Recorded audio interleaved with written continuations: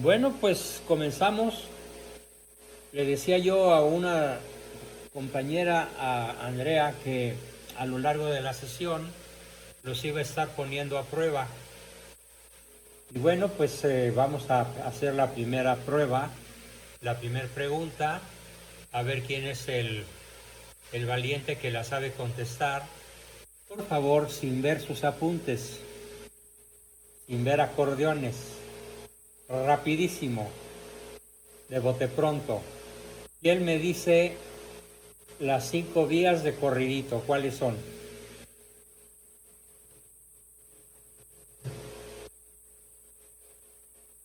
Yo, profesor. ¿Quién dijo yo? Andrea. Andrea. A ver, adelante. La vía del movimiento. ¿Puede ser en desorden? Sí, aunque lo ideal es que las digas en orden, pero bueno, te las acepto. Ya. Son la vía del movimiento, la vía de la causa eficiente, la vía de la contingencia, la vía de los grados de perfección y la vía del causa final, Muy de la bien, finalidad. correcto. Excelente, un aplauso. Muy bien. Ahora, ¿quién me dice, sin ver sus apuntes, que no sea Andrea, vamos a darle la oportunidad a otra persona, en qué consiste la vía del movimiento? Cómo mediante el análisis de la prueba del movimiento concluimos con la existencia de Dios.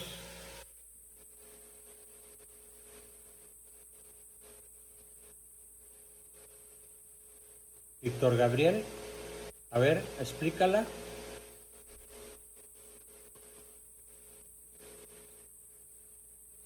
No, pues enciende tu micrófono. De que es el primer motor, que tiene que haber un primer motor para que puedan moverse los demás motores, porque sin la funcionalidad del primer motor no hubiera movimiento en los demás motores. ¿Pero por qué? Demuestra por qué. Esa es la expresión, esa es la definición de la primera vía, la vía del movimiento. Pero explícanos el por qué se necesita un primer motor. Porque si no hubiera ese primer motor, no se podría mover ningún otro. Pero eso no demuestra nada. Si fuera hacia atrás y atrás no hubiera un movimiento de algún motor, no se podría mover el primero sin la necesidad del primer motor. Así más o menos. No, no me convence. Y ya se me acabaron los argumentos. A ver, ¿quién me lo formula de mejor modo? Jorge Luis. Pues si no hay un primer motor, no hubiera nada. Si no hubiera un primer y único motor, no hubiera nada. ¿Por qué No hubiera motivo? echado a andar el movimiento, nada. ¿Por qué motivo? Porque Ahí está lo esencial. Es la primera vía, muy bien. La vía del primer porque motor. nadie se puede dar a sí mismo el movimiento. Solo el primer motor y único. A ver, ¿él se dio el movimiento? O sea, no, él ya estaba desde siempre ese primer y único motor. ¿Y cómo sabemos que eso es verdad? Porque existe algo, porque existe el movimiento. No, no se formula de esa manera. Ok. Digo, estás diciendo cosas ciertas, cosas verdaderas, pero falta el argumento lógico primordial.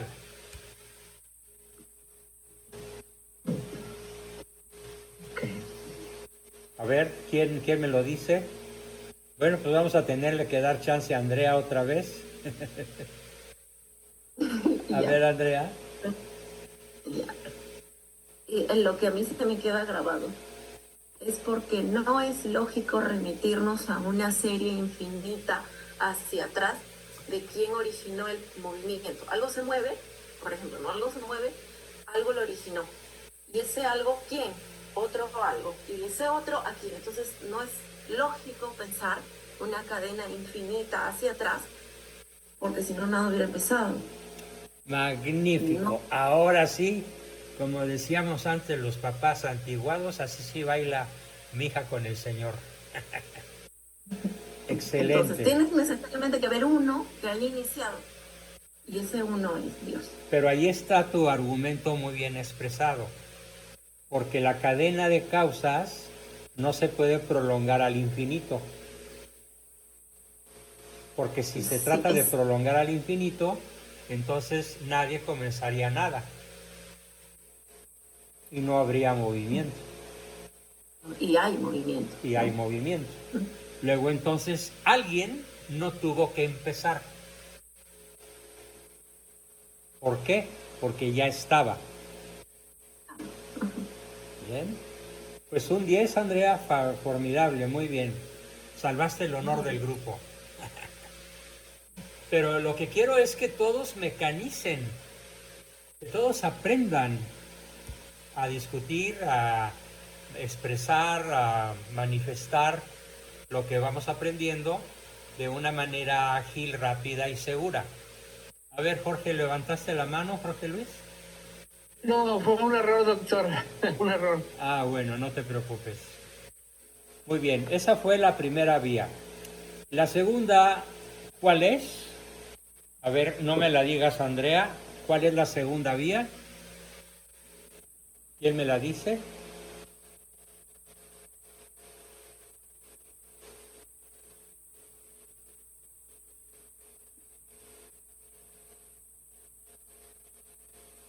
¿Causa suficiente? La causa eficiente. Bien, Jorge. Como tú abriste la boca, ahora te toca explicármela. Causa eficiente. ¿Qué significa Pues es causa que eficiente? se explica.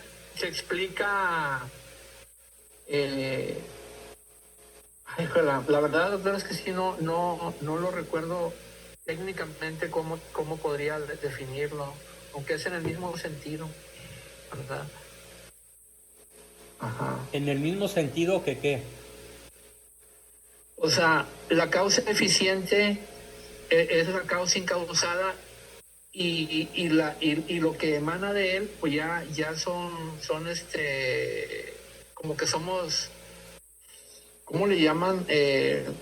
Relativo o No, pero aquí me no acuerdo el estamos nombre hablando, aquí no estamos hablando de la contingencia, que es la tercera vía. Estamos hablando de la causa eficiente. ¿Cómo podemos estar seguros de que existe una primera causa eficiente de todo?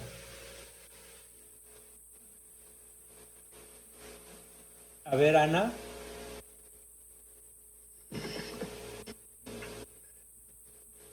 Ana levantó la mano.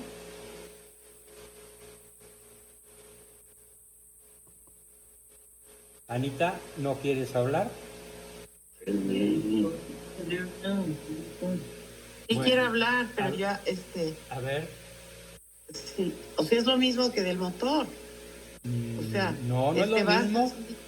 No es bueno, lo en el mismo. sentido de la causa, Sí, pero ¿cómo se expresa el argumento? pues te vas yendo para atrás, para atrás. Es necesario para que ocurran las cosas, ¿no? No. Exacto. Esa es la causa, esa es la vía 3. La vía 2, ¿cómo la vamos a expresar? A ver, lo escribió Leti Molina muy bien. Bueno, Leti escribió, nada es causa eficiente de sí mismo. ¿Por qué? nadie es causa eficiente de sí mismo. ¿Por qué nadie es causa eficiente de sí mismo? Porque yo no Misma. decidí mi existencia. Muy bien, Ricardo, porque yo no decidí mi existencia. Claro. Ningún ser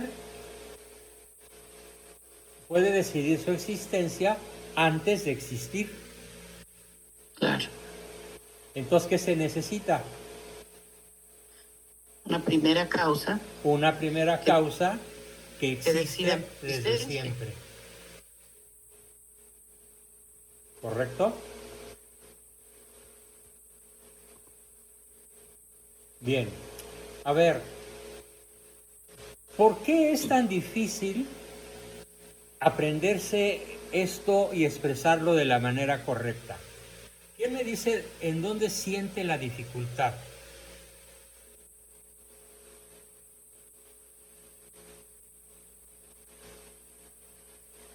Bueno, hay quienes dicen que no es que decidamos, es que así salió, así es, así surgió.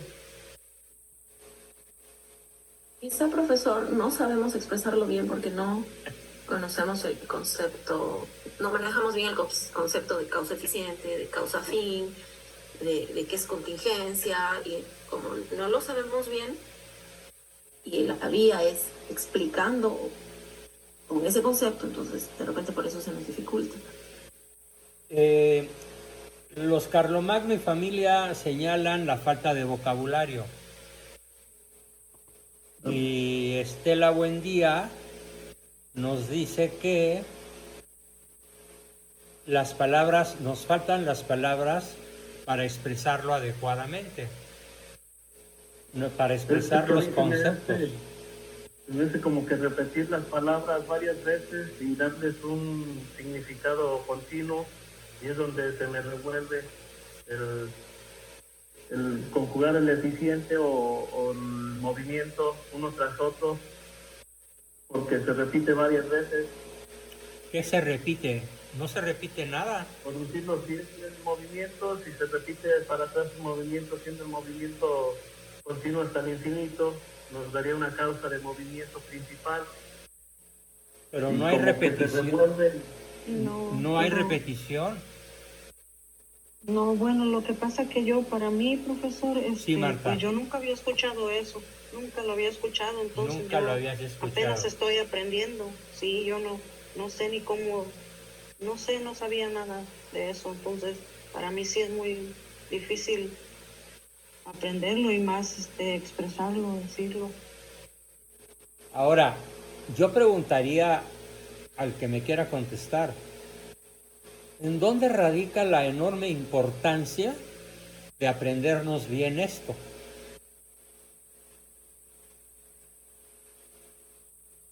¿Quién me da una razón de ser de por qué es tan importante mecanizar estas demostraciones? Para comenzar, ordena nuestra propia vida. Ujú, Bien. Es lo primeritito. claro que sí. Carlo Emi y Carlo Junior dicen por la defensa de nuestra fe. Para defendernos de los ateos, porque sí, luego salen con cada cosa. Correcto. Pero hay otro motivo que a mí me parece que probablemente para la mayoría del grupo podría ser el más importante de todos. ¿Yo puedo? ¿Cuál podría ser? el discernimiento? Aparte de eso, Para explicar razonablemente la existencia de Dios ¿a quién? Nosotros mismos. al mundo completo. A nosotros mismos, pero sobre todo vivimos enfrente de una generación de hijos y nietos que exigen demostraciones racionales. Sí, es verdad. ¿Sí o no? A la familia. Totalmente. Si no somos capaces de convencer vía racional a un chavo de 15 años, o a un niño de 8, o a un adulto, a un joven de 24, sobre los cuales tenemos responsabilidad educacional, estamos desarmados. Estamos fritos. ¿Por qué? Porque la juventud de hoy no acepta la creencia por tradición. No lo sé. Mucha habilidad para buscar cosas y refutarlo luego. Mira aquí, fíjate, yo estoy solo. Una pequeña corrección a Estela, escribió el verbo racionalizar. No, la racionalización es un mecanismo de defensa psicológico. Lo que debería haber escrito Stella es para razonar, no para racionalizar, sino para razonar sobre la fe en la que creemos. Porque primero es la razón y después es la fe. ¿Quién recuerda cuál es la frase de Santo Tomás de Aquino que sustenta esto que acabo de decir? Es un argumento muy importante. ¿Cómo se expresa? ¿Cómo lo escribió Santo Tomás?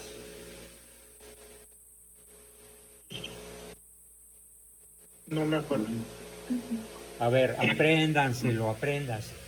Escríbanlo, grábenlo a fuego en su cabeza. Dice Santo Tomás, la vía regia Sí. para entender la existencia de Dios es la inteligencia humana. La vía regia.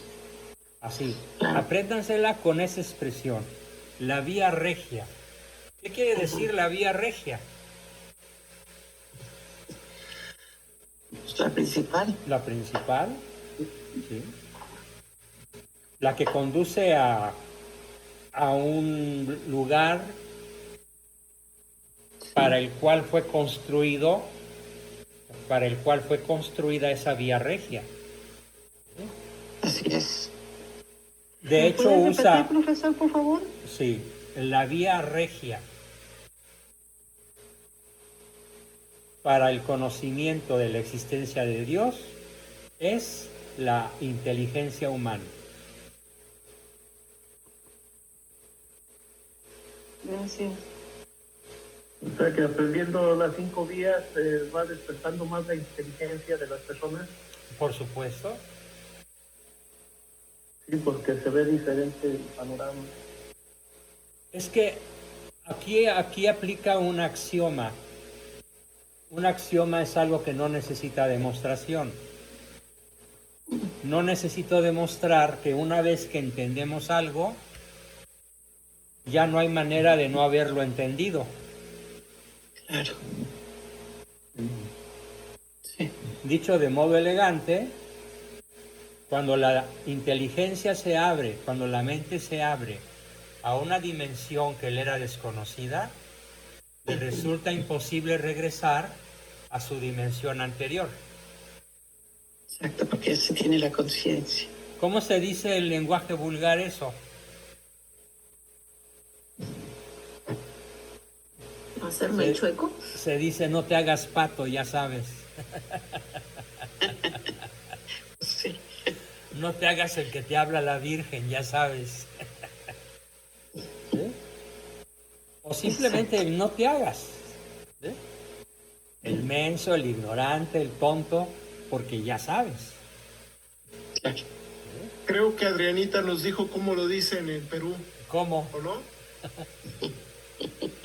¿Cómo lo dicen en Perú, Andrea?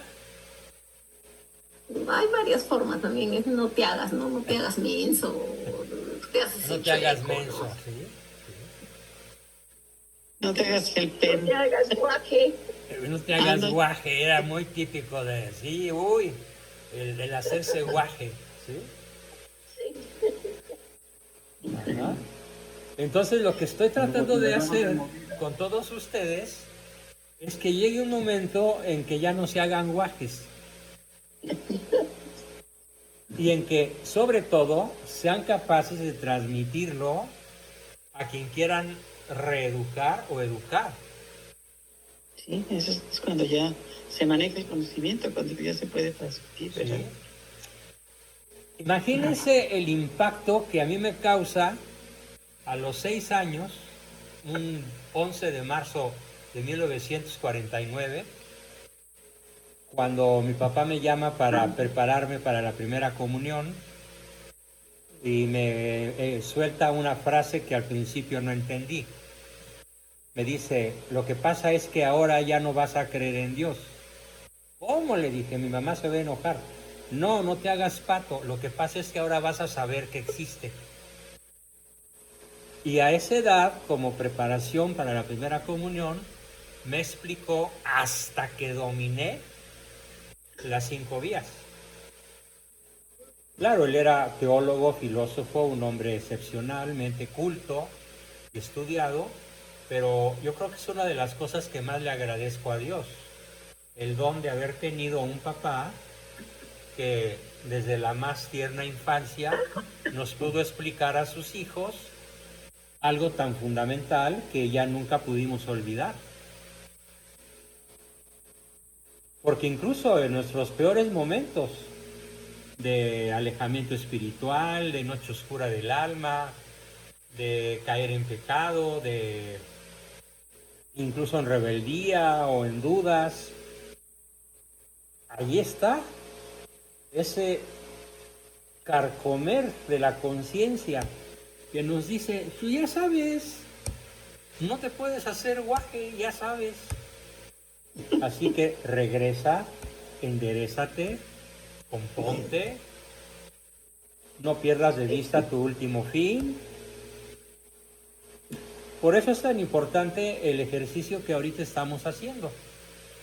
Bien, continuamos.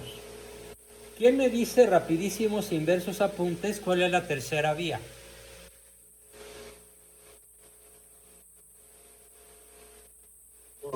Somos contingentes. Sí, pero Sí. es correcto, es cierto, pero ¿cómo se expresa de manera más amplia, más precisa? De que todos somos contingentes y que no es necesario que yo exista para que alguien exista. Y solamente hay un ser existente o que nos puede generar a nosotros. A ver, es correcto, pero apréndanse esta expresión. Contingencia significa que como puede ser, puede no ser. Así, graben, escriban en su cabecita, con pluma y papel, escriban. Que no somos necesarios significa que podemos ser o pudimos no haber sido. Ya somos, pero no somos necesarios.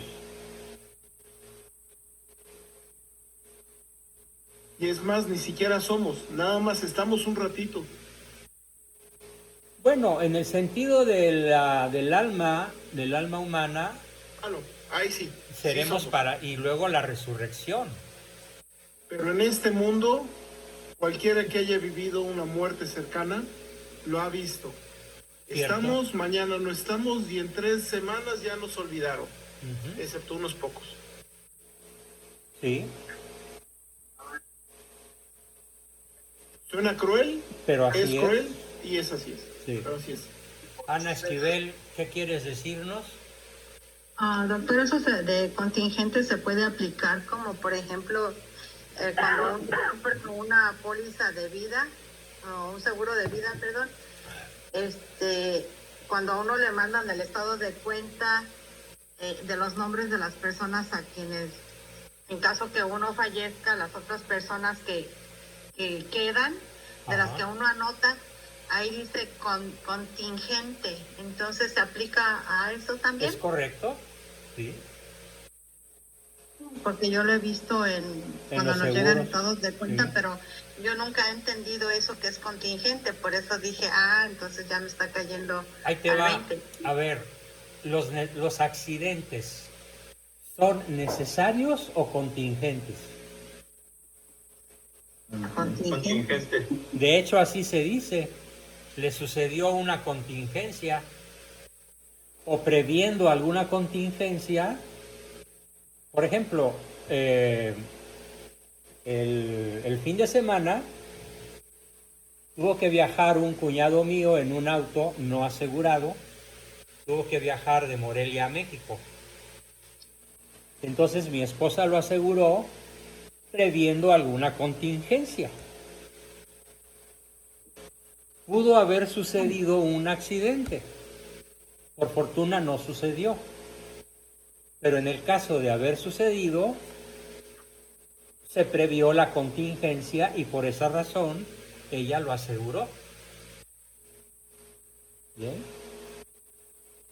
Contingente entonces es muy simple, lo que puede ser y al mismo tiempo puede no ser. Lo que pudo haber sido y no fue, o lo que pudo haber sido y fue. Eso ya sonó a gato de Schrödinger, pero bueno. Bueno, pero pues es un poquito complicado, pero no es rebuscado, es real.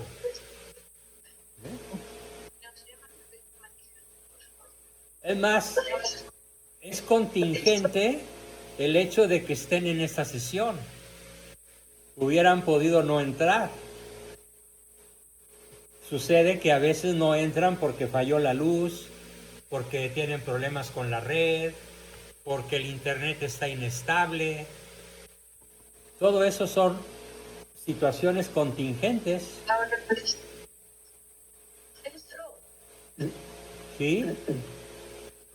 Buenas noches a todos ustedes. Sí, Marifer. Quiero nada más recordé una frase hablando de esto, de que todos somos necesarios, mas no indispensables. Entonces, recordé por lo que estaban diciendo, porque entendí, o sea, al revés, y yo esa frase la tengo así, no sé, soy humano, dice lo mismo. Sí, somos necesarios, pero de manera relativa, de manera contingente. Esa necesidad, en el sentido que tú la manejaste, es más bien de orden psicológico. Por ejemplo, el niño necesita de su madre. Pero si la madre muere porque le sucedió una contingencia, es contingentemente probable que ese niño tenga una mamá sustituta. Una mamá que ocupa el lugar de la difunta. Bien, ok.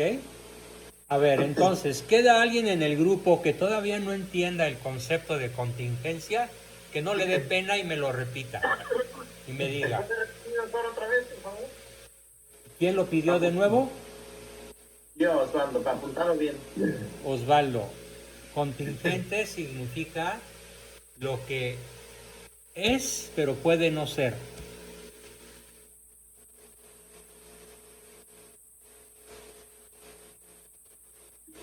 Profesor, entonces podemos decir que todos somos contingentes. Sin excepción. Todo es contingente. Todo lo que existe aparte de Dios es contingente. Y solo hay un ser que no es contingente porque siempre es. Así es. Y siempre fue. Y siempre fue, siempre será. Ahora, ¿cuál es la argumentación más poderosa para entender nuestra contingencia? Aquí fue donde nos quedamos la vez pasada. ¿Cuál es el argumento más poderoso para comprender nuestra contingencia? Nuestra misma mortalidad. Bueno, es uno. El universo no es eterno. Es otro, pero queda todavía en pie el más importante de todos.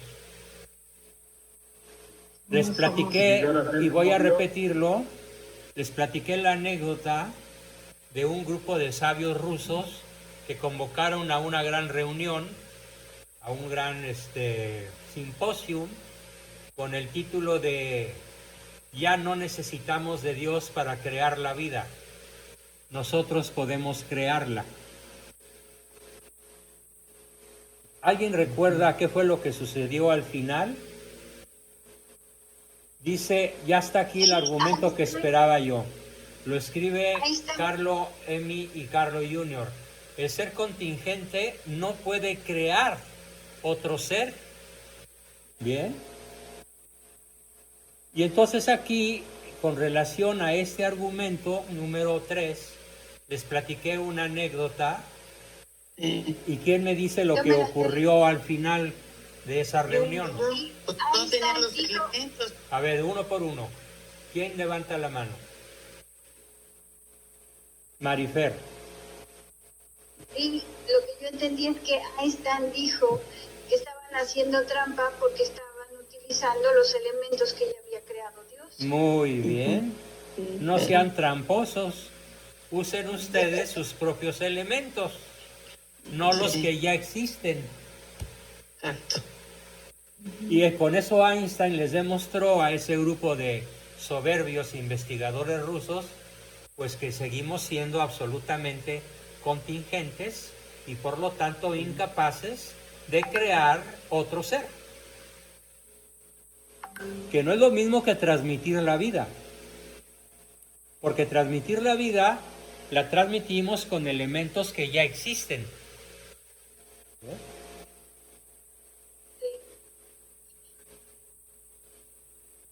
O sea, nuestros hijos no salen de la nada, ¿no?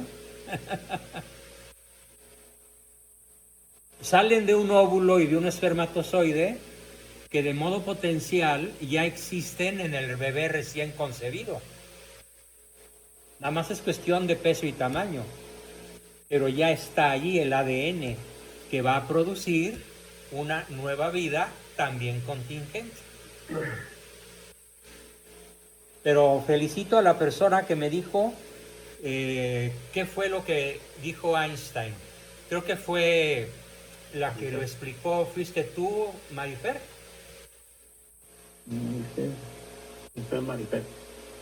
Sí, yo fui, doctor, sí. Felicidades, felicidades. Por eso le decía yo al grupo que ojalá todos lleguemos a tu edad con la lucidez que tienes.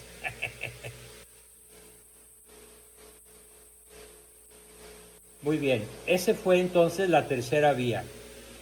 ¿Sí? Somos contingentes, podemos ser, podemos no haber sido, y somos incapaces de crear una vida a partir de nada. Podemos transmitir la vida, pero a partir de algo que ya existe. Y también puse como ejemplo la contingencia de cuál es el espermatozoide que va a llegar. Pues no sabemos cuál. Llegó el que llegó, pero hubiera podido llegar otro. Y en ese caso, no serías tú, serías tu hermano. Y yo. No tú, sino otro. ¿Sí? Entonces, quien llega es contingente. Aquí escribe Andreita que si los seres necesarios no existieran, los contingentes no existirían. Por lo tanto, hay algo necesario para que lo contingente exista. Nada más una pequeña corrección filosófica, Andy. A ver, anótala. Debiste haber escrito si el ser necesario no existiera. ¿Dónde está el error que lo pusiste en plural? Deberías haberlo puesto en singular. Si el ser necesario no Si existiera. el ser necesario no existiera, los contingentes no existirían. Porque son incapaces de transmitir, son incapaces de crear algo a partir de la nada. Por lo tanto, algo es necesario para que lo contingente exista. Ahora, una pequeña corrección filosófica. En vez de algo, escribe alguien con A mayúscula. Porque Dios no es algo, es alguien.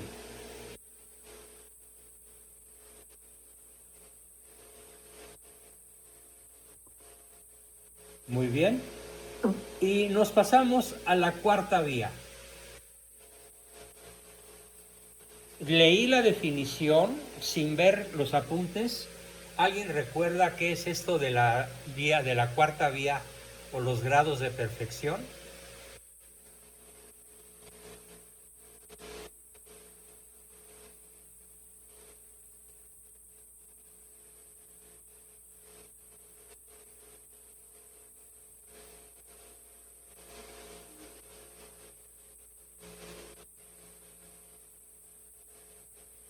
Adrián, ¿no la recuerdas?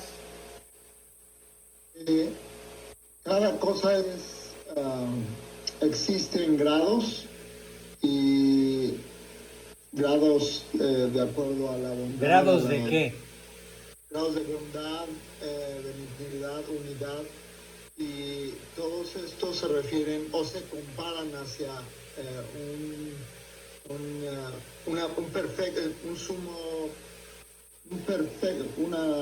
no es cosa, es alguien perfecto en sumo grado. Entonces, por eso sabemos que existe Dios en grado perfecto, porque nosotros podemos ascender a esos grados. Bueno, no podemos ascender al grado divino por nosotros mismos. No, por nosotros mismos no, pero esa es la vía de la perfección, ya que venimos en grados con respecto a ese grado perfecto. Muy bien. Existimos en grados de perfección. El universo existe en grados de perfección relativa. ¿Y es relativa con relación a qué?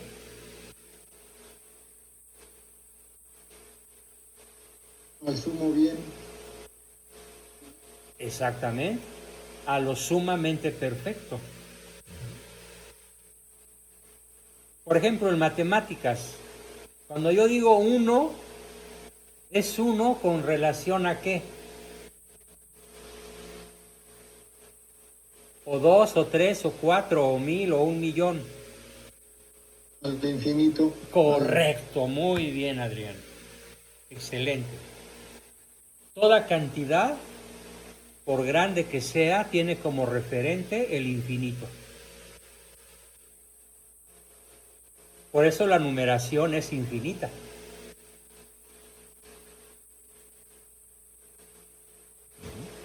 O sea, siempre que pienses cualquier cantidad, siempre le puedes añadir un 1 o un 0, pero sigue siendo relativa con relación al infinito, expresado con el signo matemático de un 8 acostado.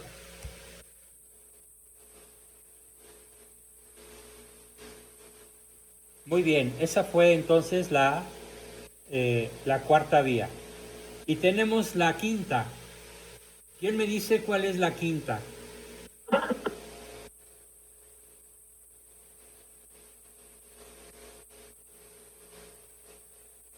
A ver.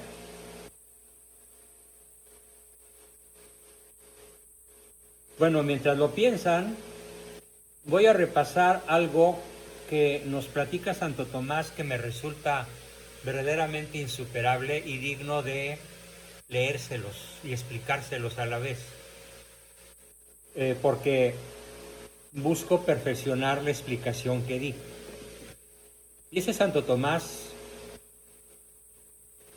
que considerando que las cosas del mundo tienen atributos y los tienen en mayor o en menor medida, rapidez, agilidad, longevidad, belleza, ferocidad, inteligencia, resistencia, tamaño. Algunas cosas son más bellas, otras son menos bellas, o incluso pueden ser repugnantes, pero existen. Y entonces dice él, todas las cosas del mundo, todas las cosas del universo, se aproximan más o menos a la perfección de esos atributos.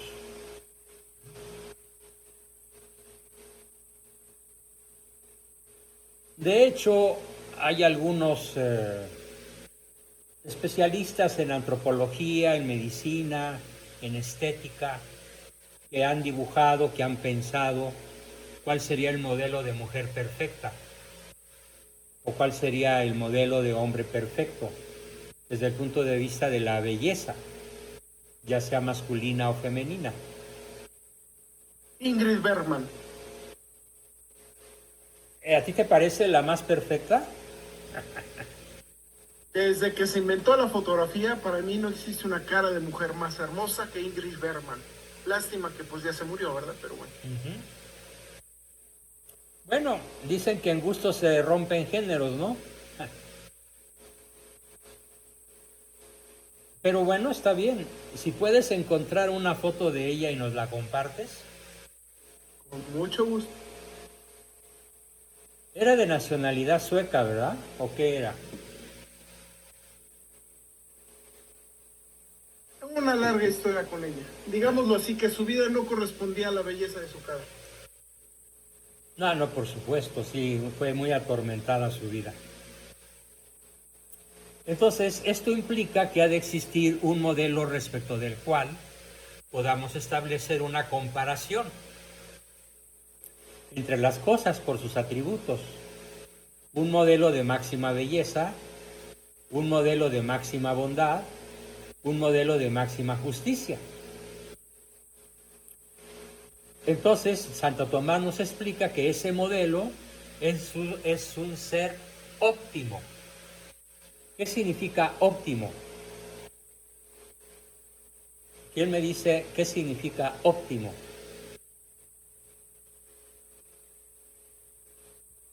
Lo mejor posible, doctor. Casi lo atinaste. Es mejor imposible. Así se llama una película. Sí, es cierto.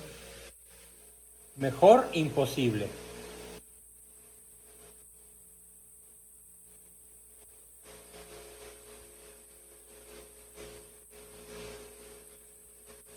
Alguien propone que la mujer más hermosa que ha pisado la tierra es la Virgen María. Concuerdo. Pero fuera de ella, la llena de gracia,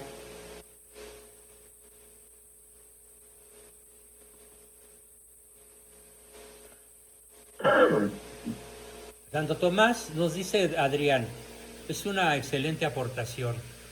En la Suma Teológica nos dice que nuestro entendimiento, en su extender a lo infinito, signo de ello es que una vez dada una determinada cantidad finita, nuestro entendimiento es capaz de idear una cantidad mayor.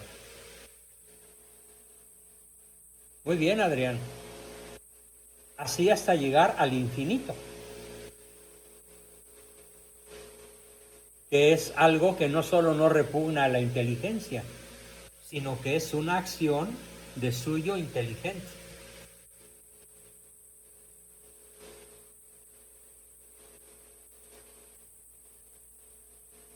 Aquí está la foto de doña Ingrid, pueden disfrutarla en el chat.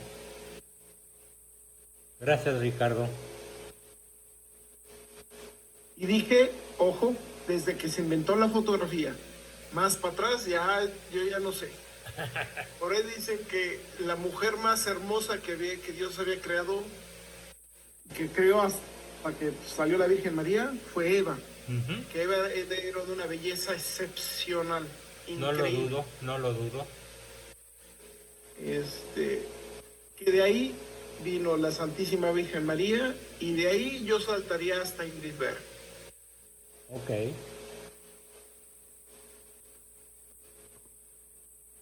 Bien. Óptimo, pues, significa lo mejor imposible. Ya no hay posibilidad de algo mejor. Eso significa óptimo. El grado que tiene ese ser óptimo tiene todos los grados de perfección y por lo tanto, respecto de él, se establecen todas las comparaciones posibles. Es el ser supremo que amalgama todas las virtudes y cuyos grados de perfección permiten establecer comparaciones de grado entre los seres del mundo. Y este ser que nos permite establecer comparaciones relativas con relación al absoluto, lo llamamos Dios, igual que en las otras vías anteriores. ¿Quién me platica, porque ya la expliqué, pero vale la pena repasarla de manera profunda como lo hemos venido haciendo? ¿Quién me explica en qué consiste la vía de la finalidad?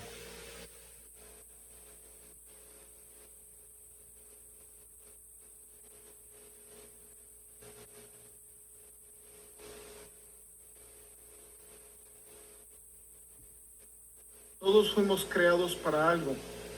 En cambio hay alguien que fue creado como fin en sí mismo. Bueno, no fue creado, hay alguien que existe como fin en sí mismo, y ese es Dios. Todos los demás fuimos creados para algo, inclusive desde la materia, la energía, los ángeles, usted, yo, todos los seres humanos, fuimos creados porque vamos a tener tanto un fin, un objetivo para llegar, como un fin, vamos a terminar. Seremos felices si cumplimos ese fin, seremos infelices si no. Las cosas no pensantes, o sea, las cosas materiales o las que no tienen capacidad de razonamiento, de inteligencia o de voluntad, simplemente existen para un fin, que es dar soporte a todo lo demás.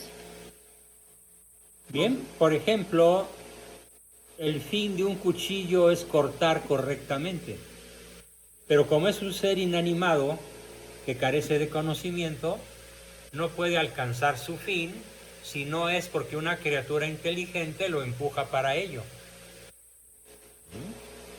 Así que los seres humanos somos los que, haciendo uso de los cuchillos de manera adecuada, oportuna y eficaz, los llevamos a que cumplan su fin.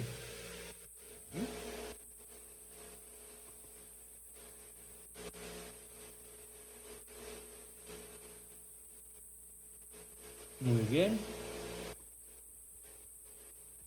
No entendí muy bien, profesor. ¿Sí me lo puede repetir, por favor?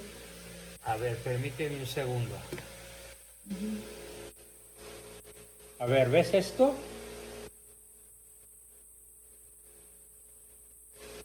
Sí. ¿Qué tenemos aquí? Pues es una navaja. Esto es una navaja. Reluce, ¿no? Sí. Refleja la luz. ¿Y esto que está del otro lado, qué es? ¿Como una pinza? Unas pinzas. Ahora yo te pregunto, la navaja por sí sola, sin ser movida por un ser inteligente, o por un movimiento externo, ¿la navaja por sí sola puede cortar? No. ¿Qué se necesita para que corte esta navaja? Que yo la tome y la mueva. Exactamente.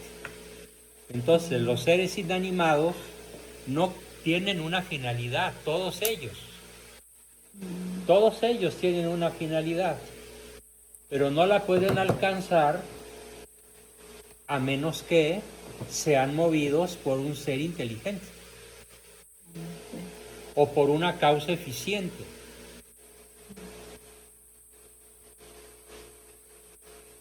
Por ejemplo, recuerdo un suceso muy trágico que ocurrió en el terremoto del año de 1986, como le dicen muchos de forma chistosa, en donde un movimiento telúrico muy fuerte rompió los cristales de un edificio, y un cristal de ese edificio cayó sobre una persona y se le clavó en el hombro de una manera tan profunda que afectó el pulmón del lado derecho y murió ipso facto.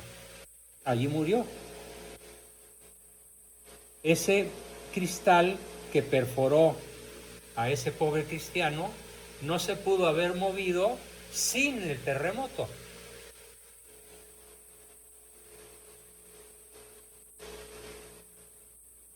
Igual que estas pinzas no pueden apretar nada a menos que una causa eficiente las mueva para apretar o para desatornillar algo. ¿Ya te quedó claro? Sí, profesor, muchas gracias. Muy bien. Ya lo noté también. Excelente. Entonces, la finalidad. Todo ser existente tiene una finalidad. En alguna ocasión alguien me dijo, yo conozco un ser que no sirve para nada. A ver, ¿cuál? Le pregunté. Hace muchos años en en una clase de filosofía, ¿cuál es el ser que no sirve para nada? Y me dijo, las moscas. Son nada más molestas, andan por ahí haciendo, distraen, transmiten enfermedades. No me digas que las moscas tienen una finalidad, no te la creo. Y entonces le contesté con algo que muy probablemente ustedes no sepan. ¿Cuál es la utilidad máxima de las moscas? ¿Para qué sirven las moscas? Para comerse la basura, dice. No, pero no es la basura. Te acercaste a la respuesta, Osvaldo. Pero a ver, fíjate que México exporta a Japón una enorme cantidad de moscas que se pueden medir en